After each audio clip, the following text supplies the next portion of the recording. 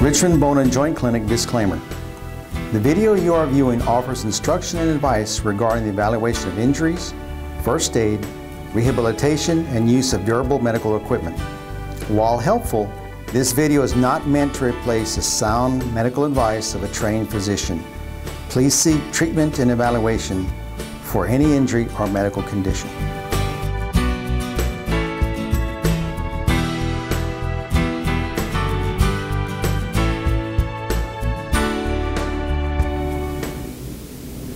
Hello and welcome to rbjc.com. In this segment, we'd like to discuss a fairly common sports injury called patellar tendonitis. Now, the patella is also known as the kneecap, and the patellar tendon is what really stabilizes that kneecap.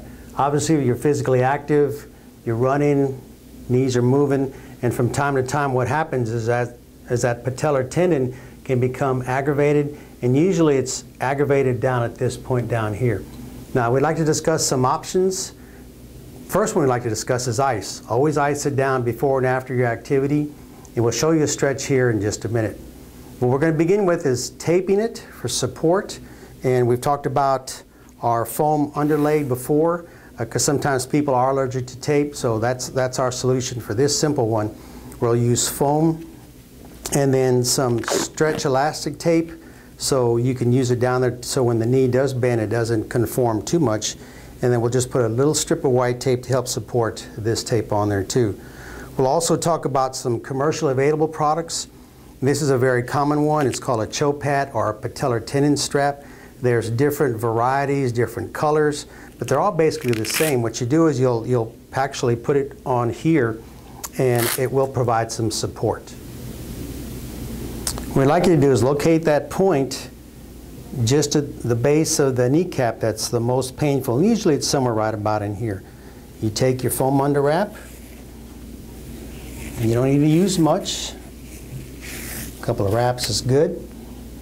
And then whatever elastic tape you have, there are several brands.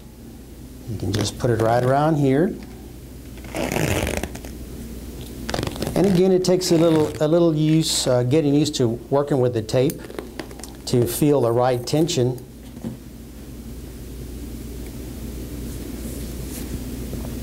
And then you have your white athletic tape. And all you want to do is simply put a little bit of tape on there to keep the elastic tape from coming loose. You want to make sure that when you put the white tape down, you just put it a little bit half, because if you put it completely around, it doesn't stretch and it defeats the purpose of having the elastic tape. And you should be able to bend it and feel the support. And again, it takes a little getting used to working with the tape. Now, if you decide to use the commercial products, it's basically the same. Again, you locate that point of irritation and you simply put the front of the pad on there and you Velcro behind it. And again, you check for fit and for comfort. Now that you've taped yourself, or if you're using the choke pad or the commercial product, either way, we're going to begin the stretch. First of all, we like you to support yourself with the other hand, and then you want to take your ankle and bring it back to your buttocks and hold it for a 10 count, keeping your knees together and a nice gentle stretch. Obviously this is as pain tolerates, but 10 seconds is a good time to hold the stretch. Whichever way you decide to go, whether you want to tape it yourself or use a commercially available products, the process is the same. You want to support that point of irritation, make sure you stretch, and make sure that you ice before and after your activity. If you don't feel better, then come in and see our fine physicians. On behalf of Richmond Bone and Joint Clinic, we'd like to thank you, and always remember, rbjc.com.